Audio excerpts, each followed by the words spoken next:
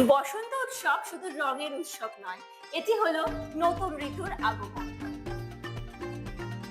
এই সময় প্রকৃতির সাথে সাথে আমাদের মনও রঙিন হয়ে ওঠে। বাংলা সংস্কৃতিতে বসন্ত উৎসব বিশেষভাবে গুরুত্বপূর্ণ। কবিগুরু রবীন্দ্রনাথ ঠাকুর শান্তিনিকেতনে শিক্ষা ও সংস্কৃতির এক মেলবন্ধন সৃষ্টি করেছিলেন এই বসন্ত উৎসবের মাধ্যমে। একটি শিক্ষা প্রতিষ্ঠান হিসাবে আমরা বিশ্বাস করি শিক্ষা শুধু পাঠ্য বইয়ের মধ্যেই সীমাবদ্ধ নয়।